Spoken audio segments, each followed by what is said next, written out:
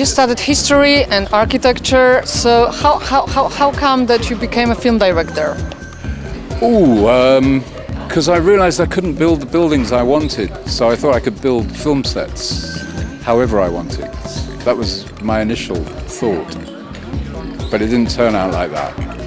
I'm in big trouble actually, because my film is playing and it's so loud that the audience is going crazy, and we can't find the way of turning it down. So they're all freaking out.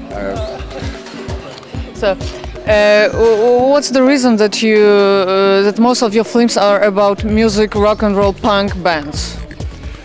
Well, those are the ones you hear of. I do other things. I've got an opera film tomorrow about an opera here at the festival. Yeah, I know, that's the other one that you present. Yeah. So, So I don't always do punk films, but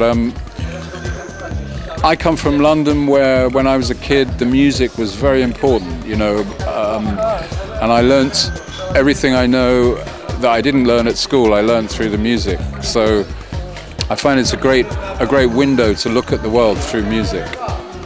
So you find out a passion in it?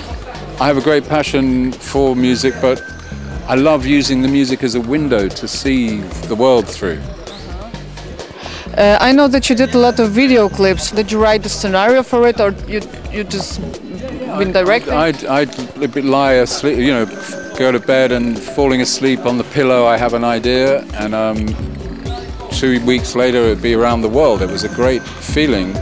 If you could persuade the band that this was a good idea, you had a huge audience around the world, but for the first time really seeing films about music in that way. So the beginning of the video age in the 80s was very exciting.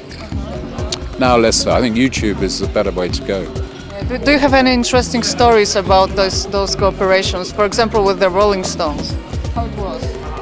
Well, when I first met the Rolling Stones, it was in a very fancy hotel in Paris, and we were having dinner to talk about the video. And at one point Keith Richards said, "Come with me," and I had to go with Keith Richards down to the toilets, the lavatories below the hotel, down the stairs. And then when he got in there, he had a walking stick with him, and he pulled the stick. It was a sword stick, and he put it right at my throat. And he said, "I'm not in this video enough. I want you to write me in more." So I wrote a little scene where he actually put a bag over Mick's head and shot him dead. So Keith was very happy. He was more in the video. Yeah. Okay. What means for you to show a Sex Pistols documentary on this festival?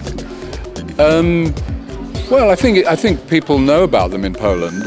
I think they stand for something quite wild and exciting, which is carrying on, as I say, because the sound is so loud. Still? I think so. They were all freaking out. So it's too loud, but they can't find the switch to turn it down. So once again, the Sex Pistols cause a storm in wherever they go, I suppose. Because I know that it's the 4th film about them, right? Yeah, even more. I think I did, because I did little ones when they were still going as a band, short ones. So 5 or 6 probably. But it's in a way, it's a story of them traveling through time, and now it becomes I should probably do one when they're. Yeah. Okay. Thank you very much. Thank you. Nice to be here. Yeah, nice talking to you.